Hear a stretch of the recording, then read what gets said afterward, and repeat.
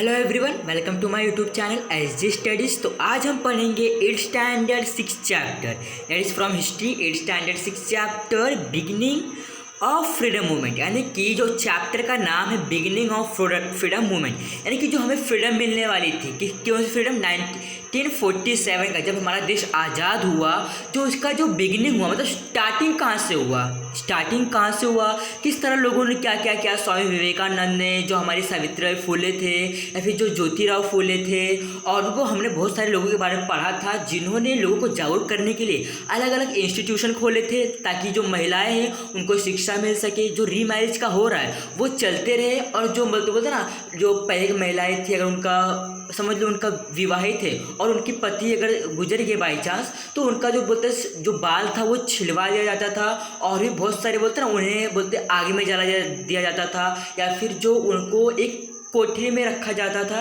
तो ये सारी चीज़ें थी। वो जो वेल एजुकेटेड लोग थे, जो इंडिया में वेल एजुकेटेड लोग थे, उन्होंने इन सारे जो फैसिलिटीज़ थे, जो सारे रूल्स रेगुलेशन चल रहे थे, इसको हटाना चाहा। तो वही सब जो हुआ, तो वहीं से जो हमारा फ्रीडम का मूवमेंट था ना, फ्रीडम का मूवमेंट जो आंदोलन था फ्रीडम का, वो वहीं से शुरू हो गया। वहीं से शुरू हुआ जब से लोग जो नए लोग जो वेल एजुकेटेड लोग जब हमारे इंडिया में आने लगे थे, तो पहले ही पर एजुकेटेड होने के बाद उन्होंने जो फ्रीडम मूवमेंट था उसको बिगिन किया, यानी कि उसको शुरुआत किया। तो इस चैप्टर का नाम है बिगिनिंग ऑफ फ्रीडम मूवमेंट, यानी कि जो फ्रीडम मूवमेंट था वो कहाँ से बिगिन हुआ। तो मैंने बताया आपको कहाँ से बिगिन हुआ। अब हम देखेंगे कि जो हमारा लास्ट चैप्टर उसमें देखेंगे ख़त्म किस तरह हो रहा है, पर अभी स्टार्ट तो करने दो, बाकी ख़त्म करने का तो बाद में सोचेंगे। तो स्टार्ट करते हैं हमारे चैप्टर को। English education made mix effects on Indian society. अब जो इंग्लिश एजुकेशन थी उन्होंने मिक्स इफेक्ट्स डाला हमारे इंडियन सोसाइटी पे। मिक्स इफेक्ट्स यानी वो कुछ अच्छा भी दे रहे थे, कुछ गलत भी दे रहे थे। अब आप बोलोगे कुछ अच्छा किस तरह दे रहे थे, कुछ गलत किस तरह दे रहे थे? कौन? ब्रिटिशर्स। क्योंकि जो उस समय था वो पूरा जो हमारा शासन जो चला रहे थे, जो पार्लियामेंट चला रहे थे, कौन? ब्रिटिशर्स से चला रहे थे। उसमें एक बोलते हैं ना, इंडियन पीपल्स को बोलने का कोई अधिकार नहीं था, इंडियन पीपल्स को बोलने का उतना अधिकार नहीं दिया गया था। तो वो लोग मिक्स भी चला रहे थे, कुछ हमारे लिए कुछ अच्छा भी कर रहे थे और कुछ बुरा भी कर रहे थे। वो अच्छा खुद के लिए कर रहे थे पर हमको भी प्रॉफिट हो रहा था। अभी देखते हैं उन्होंने अच्छा क्या किया था। अब जो ब्रिटिशर्स थे उन्होंने महिलाओं के ऊपर तो अत्याचार हो रहे थे, उन्हें बाल छिलवा देना या फिर उन्हें काली कोठी में रखना, जो सारी चीज़ें थी ये ब्रिटिशर्स ने हटा डाला। ये सारी जो चीज़ें थी वो ब्रिटिशर्स ने हटा डाला और एक नई फैसिलिटी लाई जो कि रीमैरिज, यानी कि जो विवाह, जो अगर विवाहित थे और उनके पति की मृत्यु हो गई तो उसे रीमैरिज किया जा सके। तो ये फैसिलिटी से ब्रिटिशर्स ने दी थी, जो कि हमारे लिए बहुत ही अच्छी साबित हुई थी। अभी मैं आपको बैड बताता हूँ कि उन्होंने क्या बुरा किया। अब उन्होंने बुरा तो बहुत सारी चीज़ें की, उन्होंने हमारे देश पर राज करके बहुत बुरा काम किया। उन्होंने जो हमारा 1857 का जो लड़ाई हुआ उसमें हमें हरा कर ये भी बहुत बुरा काम किया।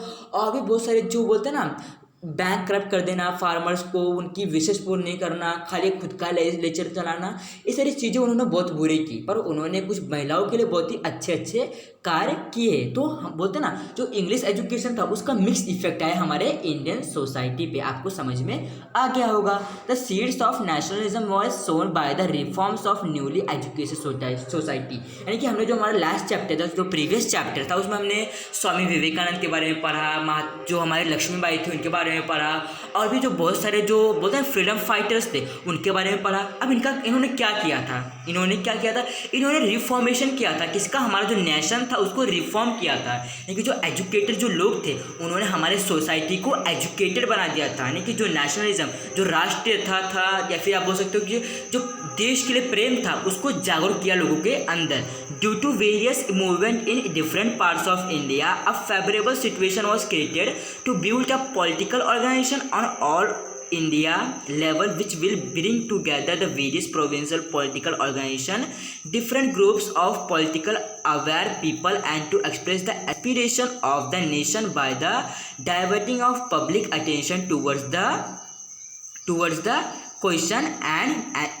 Question of the nation. यानी कि जो लोग थे, जिन्होंने लोगों को जागरूक किया, एस्पायर किया, तो उन लोगों का मानना था कि जो हमारा इंडिया है वो बहुत सारे मूवमेंट का सामना करते आ रहा है। पार्ट्स ऑफ इंडिया मतलब जो ये अलग अलग जो उन्होंने रिफॉर्मेशन का शुरू किया था, जो लोग थे हमारे फ्रीडम फाइटर्स, जो कि मैंने आपको बताया, तो उन्होंने एक ही जगह पर नहीं बल्कि जो सारा इंडिया था सारी जगह से आकर और सबको रिफॉर्मेशन का जो बोला टेक्निक था वो सबको बता रहे थे। और जो पॉलिटिकल ऑर्गेनाइजेशन उन्हें क्रिएट करना था, मतलब उन्हें खुद का पॉलिटिकल ऑर्गेनाइजेशन क्रिएट करना था, level which will bring together the various provincial political organisation. और इसी के चलते जो हमारा इंडिया है उसमें बहुत सारे प्रोविंशियल पॉलिटिकल्स और भी ज़्यादा आ सकते थे, क्योंकि जो लोग जागरूक होंगे तो जाहिर सी बात है कुछ ना कुछ तो फैसिलिटीज़ जरूर लाएंगे। Different groups of political aware, यानी कि वो लोगों को अवेयर भी करना चाहते थे, किसके माध्यम से, जो उन्होंने अटेंशन जो टू नेशन के जो उन्होंने लोगों को जागरूक करना चाहते थे, किसके ऊपर,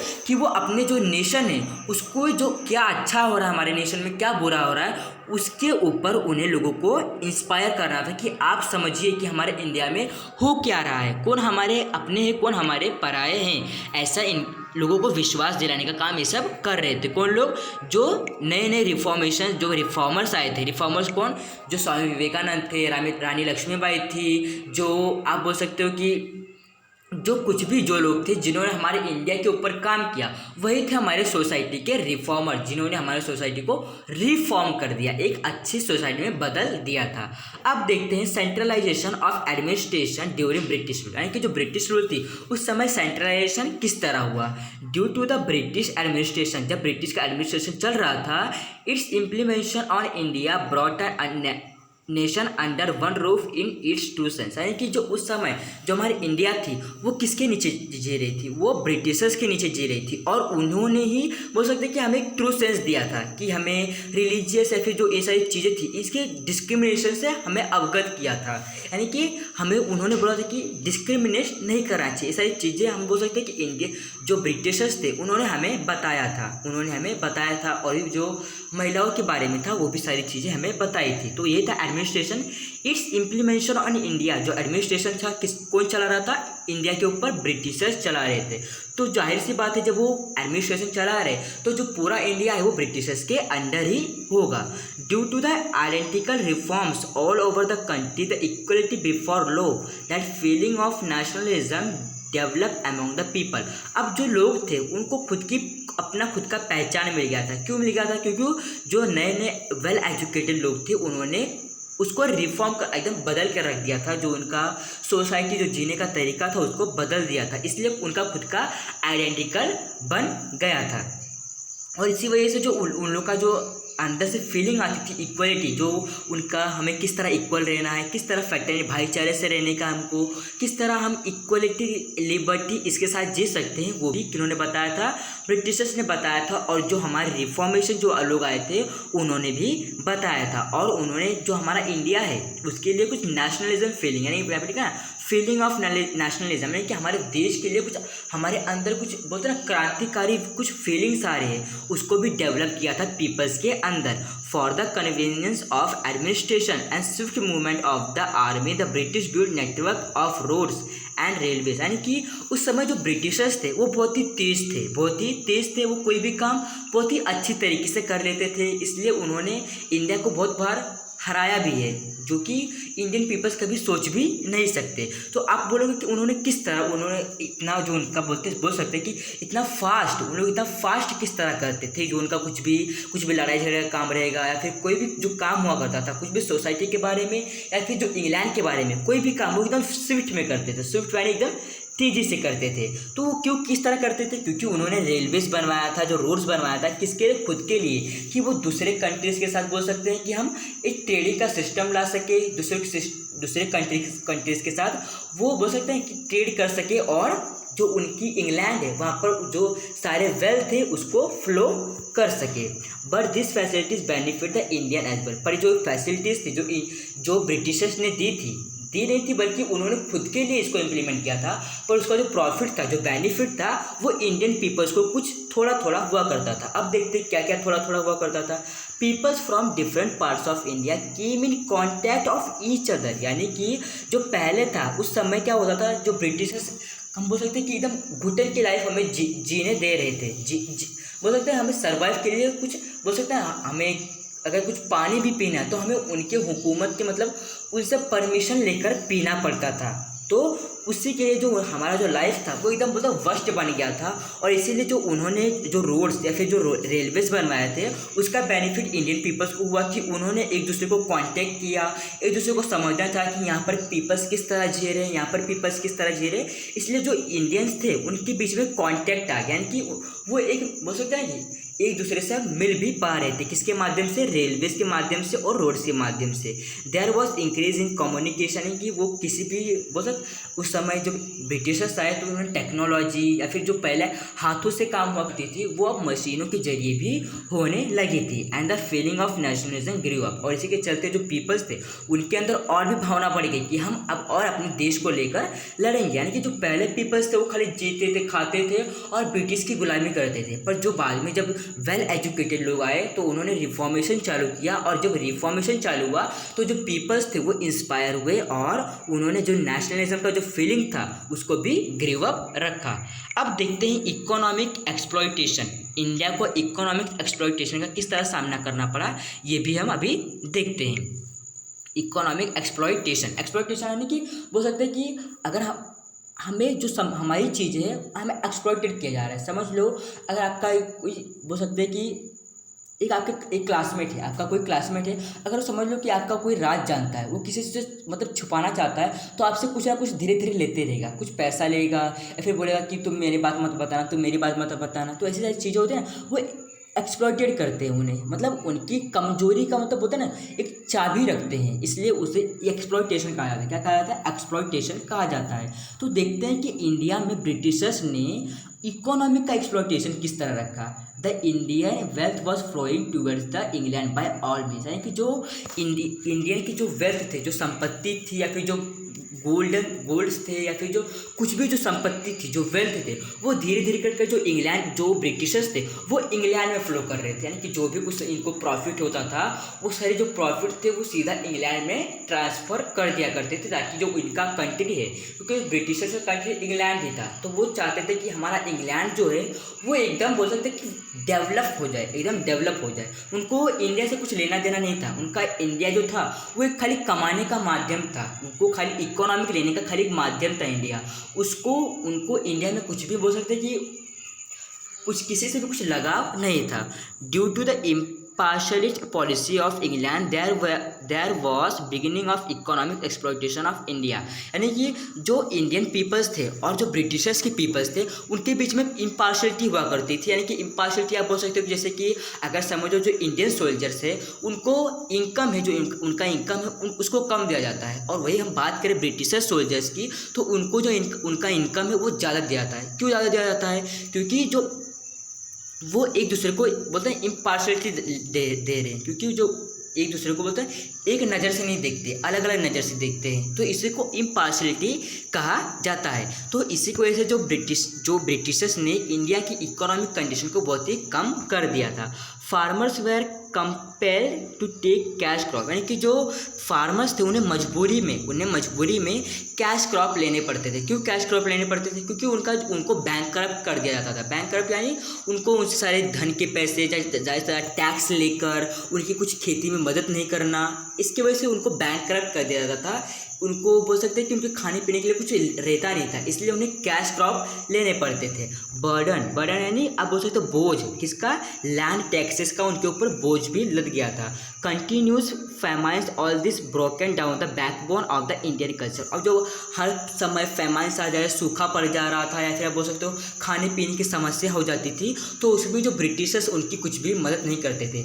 अगर आप देखना चाहो तो अगर हमारा जो इंडियन पार्लियामेंट है वो भी एक हमारे ऊपर राज करता है, पर हमें अगर कुछ भी लॉस होता है तो वो हमें कुछ ना कुछ फैसिलिटीज़ ज़रूर प्रोवाइड करता है। पर उस समय अगर इंडियंस का कुछ भी लॉस हुआ करता था तो उसमें जो ब्रिटिश गवर्नमेंट थी वो कुछ भी उन्हें बोल सकते कुछ पैसे नहीं दिया करती थी या फिर उन्हें कुछ क्रॉप्स भी नहीं दिया करती थी। और इसी की वजह से जो उनकी बैकबोन थी, जो एग्रीकल्चर का जो एक बोलते ना एक हड्डी थी, वो एकदम पूरा टूट गई थी। जो उनका बैकबोन था पूरा एकदम टूट गया था और फार्मर्स को मतलब बहुत ही डिफ़िकल्टीज़ का सामना भी करना पड़ रहा था।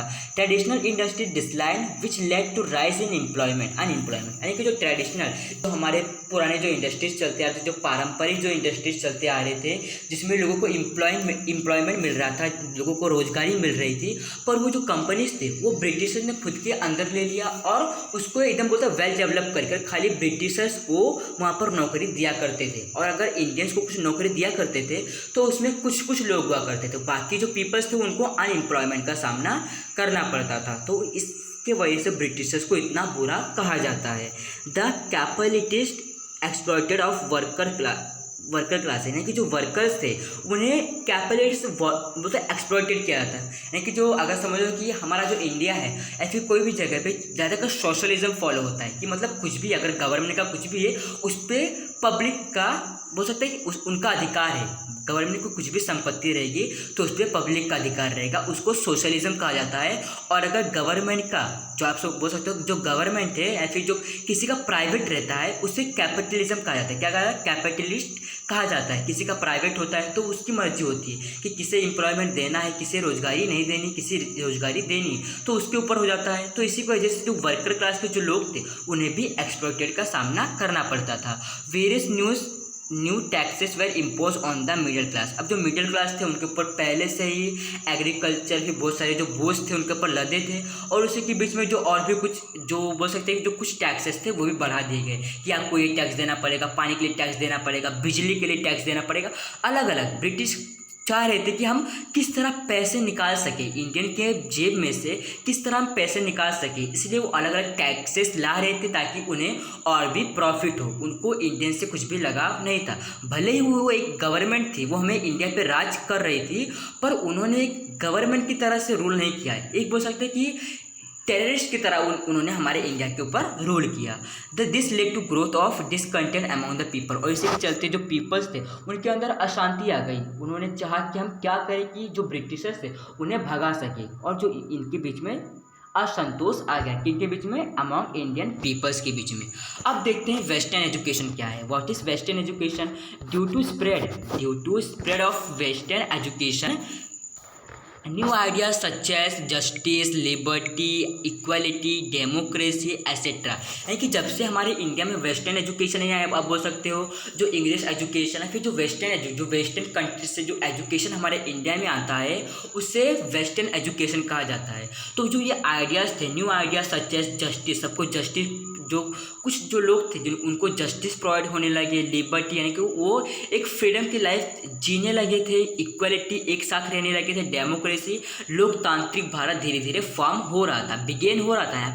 हमारे चैप्टर का नाम क्या है? Beginning of freedom movement. यानी कि जो इक्वलिटी, लिबर्टी, इक्वलिटी, डेमोक्रेसी जो लोकतांत्रिक है ये धीरे धीरे करके डेवलप हो रहा था। वेर इंट्रोड्यूस टू इंडियंस, ये सारी चीज़ें इंडियंस को इंट्रोड्यूस यानी कि उनको भी पता चलने लगा कि ये सारी चीज़ें भी होती हैं। Rationalism, scientific attitude, humanity, nationalism, this principle were accepted by the Indians. और जो कुछ इक्वलिटी, डेमोक्रेसी के साथ ही साथ जो रैशनलिज्म था, जो लोगों को किस तरह प्रॉफिट होता है, या फिर जो साइंटिफिक एटीट्यूड, यानी कि जो हमारे इंडिया जो पहले थी वो एकदम बोलते वैदिक लिटरेचर या फिर हड़प्पन सिविलाइजेशन की तरह सोचा करती थी।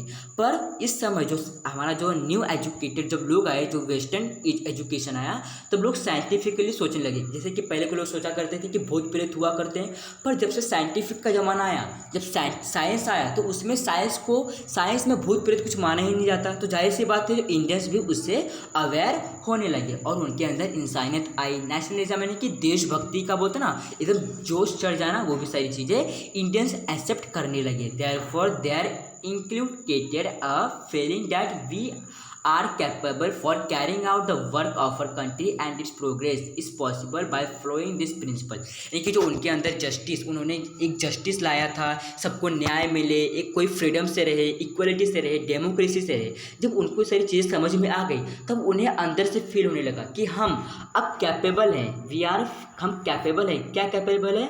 कि हम अपने जो इंडियन जो एडमिनिस्ट्रेशन है, हमें अब ब्रिटिशर्स की कोई ज़रूरत नहीं है। पहले भी ब्रिटिशर्स की कुछ ज़रूरत नहीं थी, पर वो बोल सकते हैं ना कि जो हमारे इंडिया के कुछ किंग्स लोग थे उनके माध्यम से अंदर आ गए। पहले भी उनकी कुछ ज़रूरत नहीं थी, पर इस समय और भी ज़्यादा ज़रूरत नहीं थी, क्योंकि ब्रिटिशर्स की वो एक कैपेबल ह्यूमन बन गए थे। कौन? Indian peoples. वो अपने कंट्री को एक अच्छी तरीके से प्रोग्रेस के रास्ते पर लेकर जा सकते थे, उनके लिए पॉसिबल था। किसके माध्यम से? जो ये प्रिंसिपल्स थे, justice, liberty, equality, democracy, scientific attitude, humanity, nationalism, rationalism. इसी की वजह से इनके अंदर बोल सकते हैं ना कि एकदम जोश जाग उठा था। Indians is a country of diverse, जो हमारी इंडिया है ये कोई छोटी मोटी कंट्री नहीं है। बाकी जो देशों के लोग यहाँ पर बोल सकते हैं कि यहाँ की संस्कृति को समझने के लिए आते हैं, तो हमारी इंडिया एक डाइवर्स लैंग्वेज तो थी ही, वो पहले से एकदम डाइवर्स हैं कि अलग अलग भाषाएं बोली जाती थी, लोग मिलजुल कर रहा करते थे, एकदम भाईचारे से रहा करते थे, इसलिए हमारे इंडिया को डाइवर्स भी कहा जाता है। पर इसी के साथ साथ with the introduction to English language India got a new medium of communication, कि जो हमारे इंडिया पहले तो डाइवर्स में या फिर जो अलग अलग जो भाईचारे में तो आगे थी ही, पर जब से इंग्लिश एजुकेशन या फिर आप बोल सकते हो जो वेस्टर्न एजुकेशन आने लगा, तब से हमारे इंडिया जो कम्युनिकेशन जो टेक्नोलॉजी के बारे में भी सोचने लगी। अब देखते हैं study of Asian Indian history. अब देखते हैं हम एशियन जो इंडियन हिस्ट्री है उसके बारे में कुछ समझते हैं कि जो एशियन पीपल्स थे, एशियन मतलब उतने भी एशियन नहीं, जो मिडिल क्लास के जो पीपल्स थे वो किस तरह सर्वाइव करते थे और उन्होंने क्या क्या सारी चीज़ें की हमारे इंडिया के लिए। तो अभी हम वो पढ़ते हैं, तो स्टार्ट करते हैं। Study of Asian Indian history. The Asiatic society was establish at the Bengal by the British, यानी कि जो एशियाटिक सोसाइटी नहीं, एशिया के ऊपर खुद का रूल्स एंड रेगुलेशन लाना, उसे एशियाटिक सोसाइटी कहा जाता है। एशिया के ऊपर खुद का रूल्स एंड रेगुलेशन चलाना उसे एशियाटिक कहा जाता है। तो सबसे पहले एस्टैब्लिश एट बंगाल, वो कहाँ पे स्टार्ट हुआ? बंगाल से स्टार्ट हुआ, किनका? ब्रिटिश शासन का। Many Indians had western scholars started study of Indian culture, यानी कि जो वेस्टर्न स्कॉलर्स थे और फिर जो इंडियन के जो लोग थे उन्होंने इंडियन कल्चर को समझना चाहा, यहाँ पर क्या होता है ये भी सब सारी चीज़ें समझना चाहा। The manuscripts in the Sanskrit, Persian and other languages were examined and research was publish, यानी कि उस समय की जो संस्कृत हुआ करती थी, पर्शियन भाषा जो हुआ करती थी, लोगों को समझने लगी थी, उसके ऊपर लोग मैन्युस्क्रिप्ट तैयार करने लगे और उसको एग्जामाइन भी करने लगी और उसके ऊपर जो पब्लिश भी रिसर्च होने लगी। अब देखते हैं डॉक्टर भाऊदाजी लाल, डॉक्टर आरजी भंडारकर, इन्होंने क्या किया ये भी जानना जरूरी है। This Indian scholars made intensive study of Asian Indian culture, यानी कि इन्होंने जो ये दो लोग थे, कौन, जिनका नाम था डॉक्टर भाऊदाजी लाल और डॉक्टर आरजी भंडारकर, इन्होंने एशियन कल्चर को एकदम डीपली पढ़ा था और ये दोनों उसमें बहुत ही ज़्यादा स्कॉलर भी थे। After understanding that we are blessed by the glorious Asian tradition, the Indians were awaken with the sense of identity, यानी कि इन्हें लगता ही नहीं बल्कि ये सच भी है कि जो हमारी इंडिया है वो एक एशियन कल्चर से बिलोंग करती है। कहाँ से बिलोंग करती है? एशियन कल्चर से, यानी कि जो हमारी परंपराएं हैं, जो हमारी संस्कृति है, जो हमारी ट्रेडिशंस है, ये किसी भी देश में पाई नहीं जाती सिवाय इंडिया के। किसी भी देश में इतनी सारी भाषाएँ, इतनी सारी लैंग्वेज, परंपराएँ, जो आप वो संस्कृति, कल्चर, ये सारी हर एक जगह पे नहीं पाई जाती, खाली इंडिया में ही पाई जाती है। तो इन्हें लगता है कि हम इन्हें नहीं बल्कि हमें भी लगना चाहिए कि हमें बोल सकते हैं कि हमें वरदान मिला है। क्या मिला है? वरदान, एक ग्लोरियस वरदान मिला है कि हम एक एशियन ट्रेडिशन इंडियन में रहा करते हैं और हमें इसके लिए कोई पहचान की ज़रूरत नहीं है।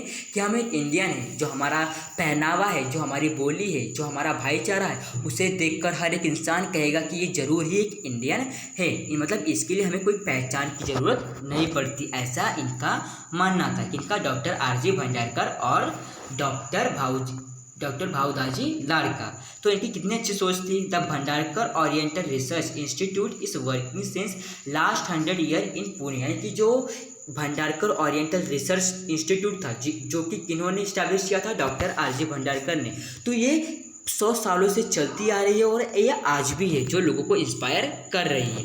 अब देखते हैं कॉन्ट्रीब्यूशन ऑफ न्यूज़पेपर्स, यानी कि न्यूज़पेपर का कॉन्ट्रीब्यूशन किस तरह हुआ।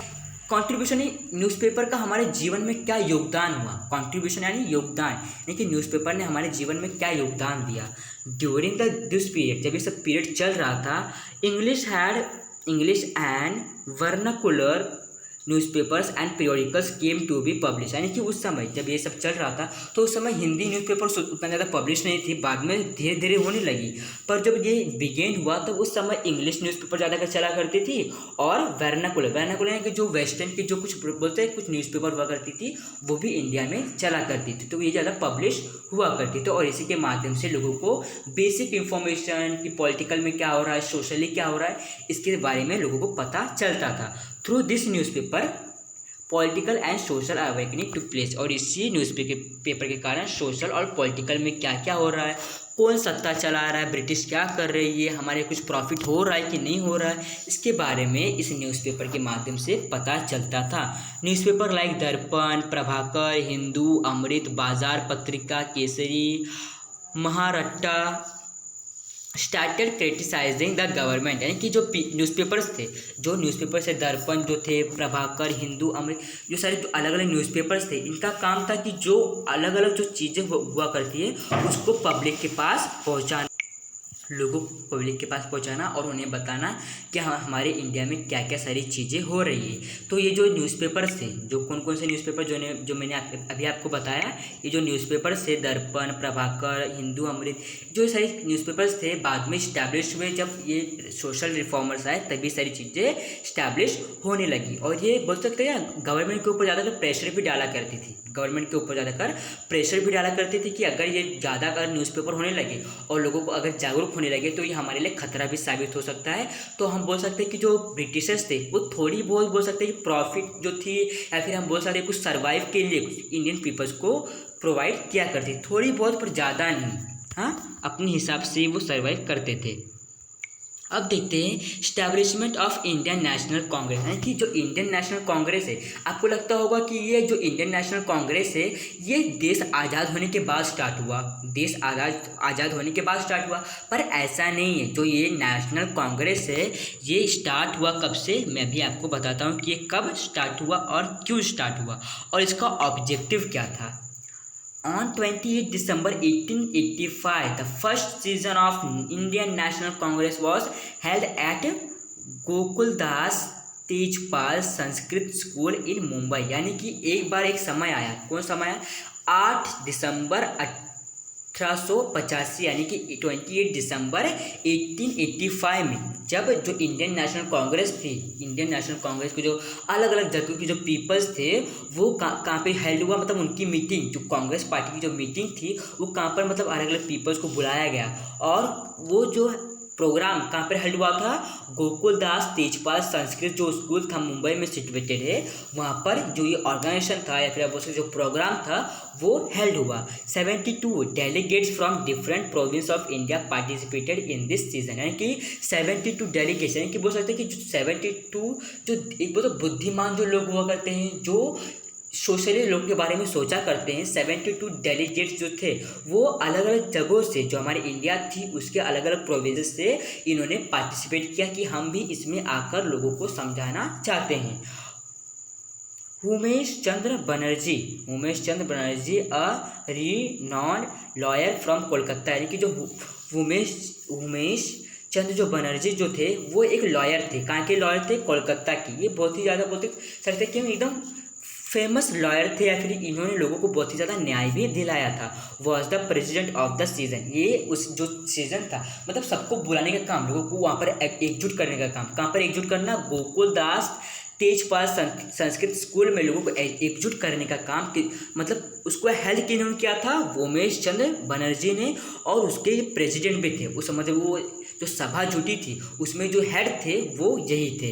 In this session they establish the Indian national Congress, और इसी सेशन में इन्होंने इंडियन नेशनल कांग्रेस को स्टैब्लिश किया और इसका नामकरण किया। Allan Octavian Hume a British officer took lead in the establishment of the Indian national Congress, यानी कि उस समय जो एक बोल सकते हैं अलान ऑक्टाविन जो ह्यूमे थे वो ब्रिटिश ऑफिसर्स थे जिन्होंने इसमें शामिल होना चाहा और इसमें शामिल भी हुए। कौन किसमें, जो नेशनल कांग्रेस का जो प्रोग्राम हुआ था उसमें।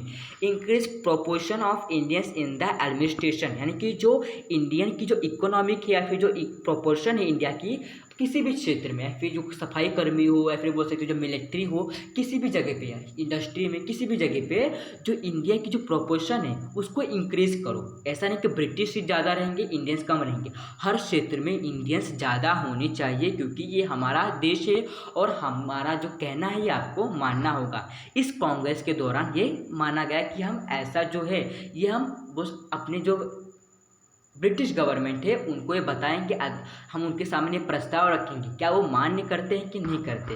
Reduction of military expenses by the British government, such statement were sent to the British, यानी कि उस समय ब्रिटिश जो गवर्नमेंट थी या फिर जो ब्रिटिश के मिलिट्री जो लोग थे उन्हें ज़्यादा कर बोलते थे, ज़्यादा कर उनके ऊपर ज़्यादा खर्चा किया जाता था, ज़्यादा खर्चा किया जाता था। तो वो मानना था उनका कि इसके ऊपर कम खर्चा कर कर हमारे देश को कुछ प्रोग्रेस के रास्ते पे लेके जाना, उसके ऊपर खर्चा किया जाए, ऐसा इनका मानना था। और जो ये मीटिंग था उसमें यही डिसीजन तय हुआ था। अब देखते हैं ऑब्जेक्टिव, इसका ऑब्जेक्टिव क्या था। और इसमें हम बोल सकते हैं कि जो नेशनल कांग्रेस था इन्होंने इसको मतलब बोल सकते हैं कि हम ये मीटिंग हेल्ड क्यों किया था, ये देखते हैं अभी। To make a people from different part of India forget the differences of religion, race, caste, language, geographical territories and bring them on the common platform to understand each other problem and view to increase the feeling of oneness among the people, to take efforts from the development for the development of the country were the objective of the Indian National Congress। यानी कि जो Indian national Congress थी, जो Indian national Congress थी, इनका main objective था, यानी कि इनका उद्देश्य था कि हम कांग्रेस पार्टी बना रहे, पर इसका उद्देश्य क्या था। उनका उद्देश्य था कि जो अलग अलग हमारे इंडिया में डिस्क्रिमिनेशन ज़्यादा होता है, हमारे इंडिया में डिस्क्रिमिनेशन उस समय ज़्यादा हुआ करता था, तो वही है लोगों को एकजुट करने का, लोगों को एकजुट करने का। और जो रिलीजियस, रेस, कास्ट, जो लैंग्वेज, कल्चर, कहाँ से बिलोंग करता है, कहाँ की जाति है, कहाँ के पाती है, ये सारी चीज़ों को हटाना चाहते थे ये लोग। कौन? कांग्रेस पार्टी इसको हटाना चाहता था। और उनको बोल सकते कि एक बोल सकते सच्चे और जो हमारा इंडिया उसको प्रोग्रेस के रास्ते पर एक कॉमन प्लेटफॉर्म पे लाना चाहते थे। टू अंडरस्टैंड, वो एक दूसरे को जो प्रॉब्लम है कि हमारे आसपास में कौन किस प्रॉब्लम को फेस कर रहा है, क्यों फेस कर रहा है, उसको हेल्प करना। क्योंकि अगर आज उनके ऊपर बीत रही तो जाहिर सी बात है कल हमारे ऊपर भी बीतेगी। तो हमें ब्रिटिशर्स आर्मी को समझाना और जो हमारी फीलिंग्स है, एक वंसेस यानी एकता की जो फीलिंग्स है वो हमें अपने अंदर डेवलप करनी है। To take efforts for the development, जो हमारी डेवलपमेंट, जो हमारी कंट्री को डेवलप करने के उसके बारे में सोचना चाहिए, ना कि इन सारी चीज़ों के बारे में सोचना चाहिए। इस सारी चीज़ों के बारे में नहीं, बल्कि जो हमारी इंडिया डेवलप कर रही है उस रास्ते पर चलना चाहिए। और यही मेन ऑब्जेक्टिव था हमारी कंट्री का या फिर हमारे नेशनल कांग्रेस का। अब देखते हैं मॉडरेट फेज 1885 टू 1905, यानी कि 20 साल तक, कितने साल कर, 20 साल कर क्या चला, मॉडरेट फेज चला। अब देखते हैं मॉडरेट फेज में क्या हुआ। The early 10 years after establishment of Indian National Congress, their contribution was very slow but consistent। यानी कि उस समय जो इंडियन कांग्रेस तो बन चुकी थी, पर उसके 10 साल तक ये चल रहा था, 10 साल तक चल रहा था, पर बहुत ही स्लो चल रहा था, पर ख़त्म नहीं हुआ था, कंटिन्यू था ही, कंसिस्टेंट यानी कंटिन्यू चल रहा था, पर ख़त्म नहीं हुआ था। क्योंकि जो ब्रिटिश गवर्नमेंट है, अगर हमारी गवर्नमेंट होती तो कुछ ना कुछ तो करती ही थी, और भी बहुत सारे वो अपने मन से भी कुछ बहुत सारी चीज़ें करती थी हमारे डेवलपमेंट के लिए। पर ये ब्रिटिश गवर्नमेंट थी, कुछ हमें उनके सामने हाथ जोड़ना पड़ता था, तो वो चाहे कुछ करती थी, वो हम उनके ऊपर हुक्म नहीं चला सकते थे। पर जो आज की जो इंडियन पीपल्स है उनके हिसाब से ही हमारी गवर्नमेंट चलती है, पर ऐसा उस समय नहीं हुआ करता था। वो स्लो चल रहा था पर कंटिन्यू चल रहा था, ऐसा नहीं कि रुक गया था। The leaders of Indian national Congress were realistic, the highly educated, यानी कि उस समय के जो इंडियन नेशनल कांग्रेस थे उनको खुद के अंदर प्रॉफिट नहीं ढूंढना था, उन्हें मतलब खुद की प्रॉफिट के लिए काम नहीं करना था, बल्कि वो एक रियल अंदर से उनको फीलिंग आ रही थी, वो ये रियल था उनका, मतलब बोल सकते हैं क्या, वो एक सच्ची घटना थी जो कि इन्होंने की थी और वह हाईली एजुकेटेड थे, इसलिए उन्होंने इंडिया को एक डेवलपमेंट के रास्ते पे ले जाने के बारे में सोचा था। They were aware that through organise work a strong foundation need to be build up, यानी कि उन्हें लगता था कि हम क्यों ना अपनी इंडिया को एक बोल सकते बिगिन तो कर ही दिया है, इसको हम अपने अंतिम मकसद तक क्यों ना लेके जाए और इसको हम एक अच्छा नेशन बिल्ड करेंगे। Strong foundation need to be build up, हमें एक स्ट्रॉन्ग फाउंडेशन बिल्ड करना होगा हमारे इंडिया में। Western thinkers philosophy and liberalism freedom, equality, fraternity, these values had an impact on them। यानी कि जो सही वैल्यूज़ थी, जो लिबरलिज्म यानी कि जो एकता की, फिलोसॉफी की, जो फ्रीडम की, आज़ादी की, इक्वलिटी, फैटर्निटी यानी भाईचारे की, जो ये वेस्टर्न जो थिंकर्स थे जब आए हमारे इंडिया में, तो इन्होंने सबको एकजुट करना चाहा और सबको इसका वैल्यू समझाना चाहा। They believe that in constitutional method, ये वो एक कॉन्स्टिट्यूशनल मेथड की मतलब वो कॉन्स्टिट्यूशन के हिसाब से चलते थे कि हमारे कॉन्स्टिट्यूशन में क्या लिखा जा सकता है, क्या सही है क्या नहीं सही, वो उसके हिसाब से चलते थे, वो परंपराएं के हिसाब से नहीं चला करते थे। They had a hope that if we demand through constitutional method then the British will give justice our demand. यानी कि उन्हें बिलीव था, उन्हें ऐसा बिलीव था कि उन्हें ऐसा होप था, उन्हें इससे बोलते आस लगी थी कि अगर हम कॉन्स्टिट्यूशनल मेथड के हिसाब से इंडिया को रन करेंगे तो जाहिर सी बात है कि ब्रिटिश भी उसको थोड़ा बहुत फॉलो करना चाहेगी ही, वो हमारी डिमांड्स को ज़रूर एक्सेप्ट करेगी, क्योंकि वो ऐसा नहीं कि उन्हें हुकूमत दे सके। अगर वो उनके सामने इंडियंस को उनके सामने पहले रिक्वेस्ट करना पड़ता था, उनको हुक्म नहीं दे सकते थे, इसलिए वो जो डिमांड्स थे वो उनके सामने रखे गए, किनके सामने, ब्रिटिशर्स के सामने, कि वो इसको एक्सेप्ट करे कि जो हमारी इंडिया है उसको कॉन्स्टिट्यूशनल मेथड के हिसाब से चलाया जाए। गोपाल कृष्ण गोखले, फिरोज शाह मेहता, सुरेंद्रनाथ बनर्जी वह द मॉडरेट लीडर्स। यानी कि उसमें जो ये कॉन्स्टिट्यूशनल मेथड को लाना चाहते थे उसमें थे गोपाल कृष्ण गोखले थे, फिरोज शाह मेहता थे और फिर जो सुरेंद्रनाथ बनर्जी, यही थे उसके लीडर जो कि ब्रिटिशर्स के सामने उन्होंने अपना डिमांड रखा। In the session of Indian national Congress different resolution were put forward by them such as to get representation in provincial legislature, jobs for educated Indians, cutting down the increasing expenses on military, legislature and judiciary should be separate for the safeguarding legal rights or of Indian etcetera. यानी कि उस समय के जो लोग थे, जो मतलब लोग नहीं, जो इंडियन नेशनल कांग्रेस थी, उन्होंने उनके सामने प्रस्ताव रखा कि आप तो हमें कुछ फैसिलिटीज़ तो दे नहीं रहे हैं, पर आप हमें जो हमारे इंडियन जो लेजिस्लेचर है, लेजिस्लेचर का काम क्या होता है, वो लॉ बनाते हैं। क्या बनाते हैं? लॉ बनाते हैं। अब मैंने आपको पढ़ाया होगा कि जो लेजिस्लेचर है वो लॉ बनाते हैं, और जो उनका मानना था कि जो लेजिस्लेचर है उसमें लोगों को जो संख्या है, हमारे इंडियन पीपल्स की भी संख्या बढ़नी चाहिए, ना कि खाली ब्रिटिशर्स की, और उन्हें जॉब्स मिलनी चाहिए। जो हमारे एजुकेटेड इंडियंस है, फार्मर्स को नहीं, पर जो हमारे इंडिया में जो वेल एजुकेटेड है उन्हें जॉब्स दिया जाए। कहाँ पे? लेजिस्लेचर में जॉब्स दिया जाए। और जो इंडियन की जो मिलिट्री है उस पर जितना खर्चा किया जा रहा है, वही खर्चा हमारे इंडियन जो हमारे फार्मिंग है, जो एग्रीकल्चर है, उस पर किया जाए। और जो लेजिस्लेचर है और जो जुडिशरी है, इसको सेपरेट रखा जाए।